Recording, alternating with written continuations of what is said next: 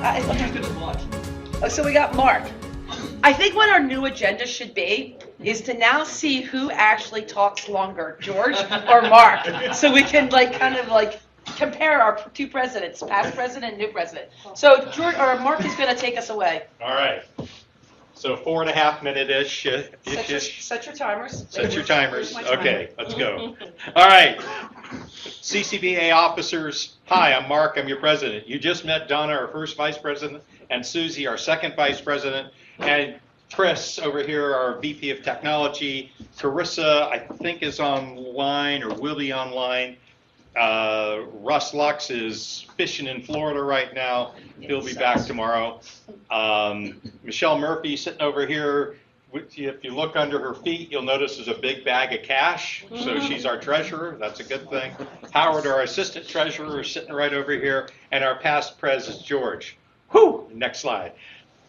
Always need help with the committees. You can see what the committees are. I'll just point out a couple of really important ones. If you're so inclined to help out with the beginners courses, we could use help on the labs, which happen 4 times a month, starting in April. Damon Ireland needs help for community outreach always. That's going out and talking to clubs or going to an event, standing around and talking to the public. Entertainment, we really would like an entertainment committee chair. That person is really going to be running the team that helps put the picnic together and the holiday party together. Those are the 2 big events for entertainment in the year, as well as if we do the gala again this year, helping out, setting that up and making it happen. And then Paul Lisco sitting right over here. If you want to be on the grant committee, that is looking at the grant requests that come in. And yes? I just drafted in as a new member of the grant committee. Okay, so I'll take that off. That gives us 3 grant committee members. That's the bare minimum. If you want to help out with grants, though, please join. You read the grants, you chat with the committee, say, yeah, this looks like a good one, or this looks like another lavender request for 80 lavender plants, which will generally be not so much. And then Sean and Vince and Bill are going to be working together as quartermaster or storefront managers. So we kind of have 2 separate roles here. The quartermaster will be responsible for the club equipment, and the storefront managers will be responsible for, Bill is sitting right over here for those, I was looking to point at him, but he's over there. Will be responsible for making sure that we have the materials on the storefront when they get ordered. Where are they, and how to get them to the individual that paid for them online. So next. Carissa and her conference team, a lot of you in the room are part of that conference team. Thank you very much. It's been it's a real challenge to get this done, but we're moving along nicely. I think we've got a slide here in a minute. We'll talk briefly about Donna and Susie for helping set this meeting up, and Bill for arranging this facility. Thank you so much. This is a great facility. If we get these columns moved next time. Something about load-bearing walls, not good. And just everybody who's helped out last year and is going to help out this year. Really appreciate it. We need if you want to have a raffle, we need a raffle master. So no raffle master, no raffle.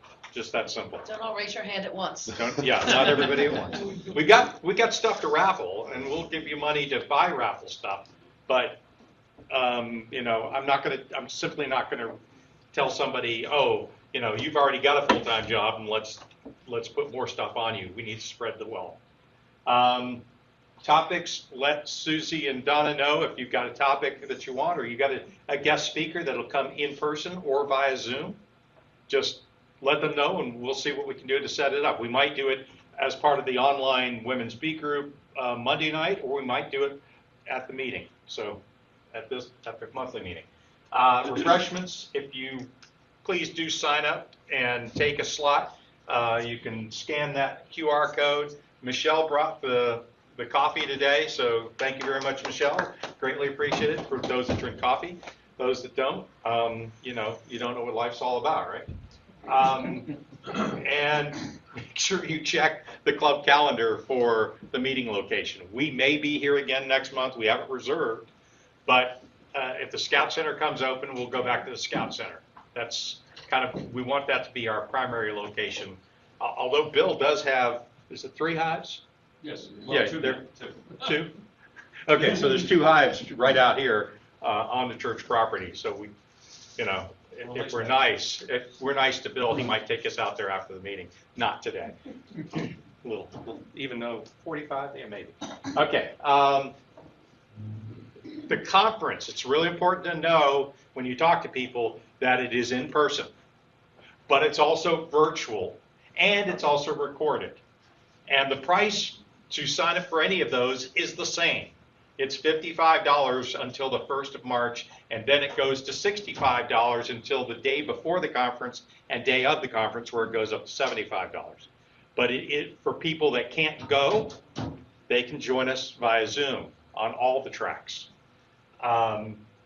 So far as of last night, 78 people have signed up. We've got a bunch of vendors have signed up. We've got Fillmore came in and did gave us a bunch of coupons.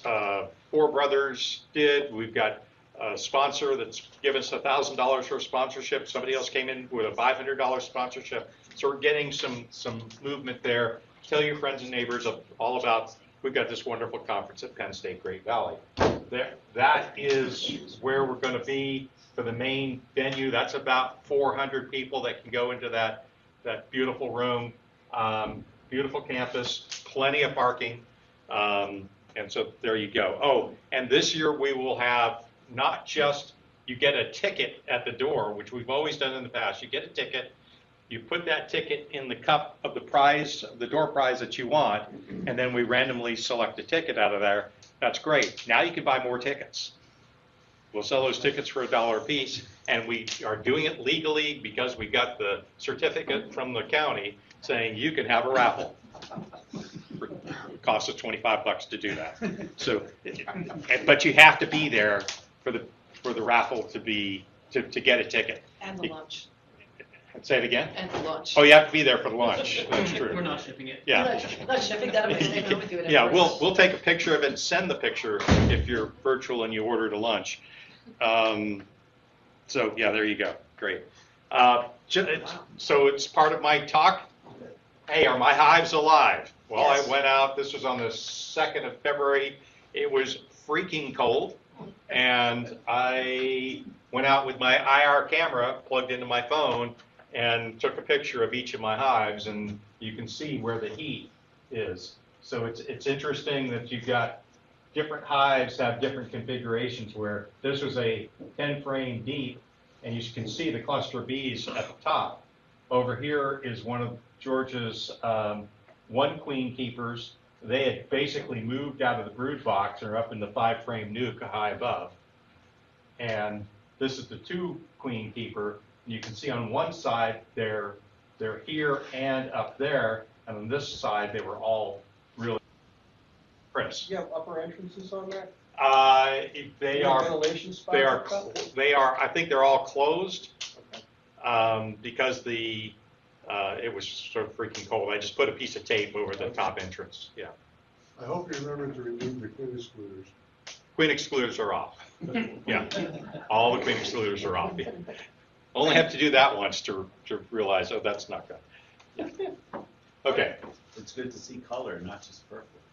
Yeah, exactly. If that were all the same color, it's a dead hive. You see differences. So I'm going to introduce Sean, and Sean's going to talk about something new for I us. was told to stand over here. Yeah. So hi, I'm Sean. I've been beekeeping for almost a year now. Last year I helped Howard out with the Swarmlist. We're moving away from the Swarmlist. We're going to be moving to Bee Swarmed. So on our website, what we're going to end up doing is having a link for people to be able to report swarms in their area. As beekeepers, we will create accounts if we want to be a swarm catcher. You will set up your information on their site, indicating your radius of where you would like to participate. You'll say whether or not you want to do cutouts or not. It's basically the same information that you gave to Howard will be putting into their system. Their system is secure. That information is not published anywhere. When a person reports a swarm, either through our site or the Bee Swarm site, and their site, they do a lot of work to try and make sure that their names get popped into search when people search for a swarm or beekeeping or whatever. Bee Swarm shows up. They work with a lot of agencies like fire departments, libraries, and such to kind of get the notice out there. So when a person reports a swarm in their area, the beekeepers within that area will get notified, either by text, email, and or WhatsApp, I think. Broadcast goes out. Whoever reports or responds to it first gets to claim the swarm if they want it. And so only one person will respond to that swarm notification and be able to go and capture that swarm. So now we won't be, showing up and there's 3 other beekeepers in the area that, are all there, all want to try and capture the swarm. One person will kind of own the rights to it. They can release it, give it to someone else. So it'll make it a lot cleaner for the people who are reporting the swarms because they just put the information in on where it is. They don't have to worry about what happens next. When somebody claims it, they'll go and contact the person and they'll arrange for, the swarm to be caught. So it's going to make it a lot easier for both the beekeeper and for the people reporting the swarms. So that's kind of the general idea. So they have some FAQs. We're going to have more information out on our website once we kind of get it set up. It'll make it a lot easier for us to administer because now it's up to each individual to indicate whether or not they want to participate. There's no timing required. You just go out there, create your account. If you want to do it for a month and then pull it off, you just go out and change your settings. Right? So last year we had some people that didn't meet our timeline for publishing our list. We don't have to worry about that anymore. They can just go out, create their account, sign up. They're on the list. And it's ongoing. So we're trying it out this year, but we kind of expect this will work. So going forward, you don't have to sign up every year. If you want to do it, your name's already out there. If you want to not do it, you can take your name off the list. Sean, wasn't there a problem last year where everyone's name, anybody on the swarm list, their name and email address was publicly accessible? Well, that's what it is today. Yeah. Everyone's name and contact information is out on our website. Anybody who's on the swarm list, right? Right. That won't happen anymore. Yes, sir. So will the public be told, to go to the Chester County Beekeeping Association if they have a swarm, or will they be told to go to Bee Swarm if they have a swarm? What will be our message? Or Either way. Either way will work. Either way will work. And that's the beauty of this. So if people know our site and go to our site, there's a link right there and they can report it. Because I think there was some usefulness for the public knowing that the Chester County Beekeeping Association existed and don't want to lose that. Absolutely. That was the contact for a lot of people to our organization. And we're not giving that up, obviously. There's still a button on our website that'll say swarm Okay. or swarm We mail have or pictures of whatever. what swarms look like. Yeah, but Yeah. I'm just saying that we shouldn't turn it all over to No. these. Oh, no, not at all. Not at It's, all. it It's shows additive. up like it's our website, Okay. but it's connecting back, the back end goes to Bee Swarmed, and I've Gotcha. been using Bee Swarm for a couple of years now, and I get these text messages saying, hey, a swarm is, 15 minutes away from me, do you want it? And it's like, well, it's not 15 minutes, it's like an hour and a half, and no, it's a cutout. Is there a fee or subscription? Our public knows that we exist as through swarms. And that really won't change, Right. right? So if they go to our website, it really doesn't look much different to them other than they're putting in the information and then they don't have to go out and contact anyone. That's the beauty of it. They don't have to try and coordinate with multiple people. So last year I got called along with 5 other people. 3 of us showed up at the site. Well, we don't want that to happen, right? So that's basically it. Is there a fee or subscription to? The club is picking up the subscription cost, which is a voluntary contribution. So based on the size of our club being under 100 people that typically respond to swarms, we're making a donation that's commensurate with other clubs. There's over 70 different clubs in the U.S. doing this now. So it's pretty well established.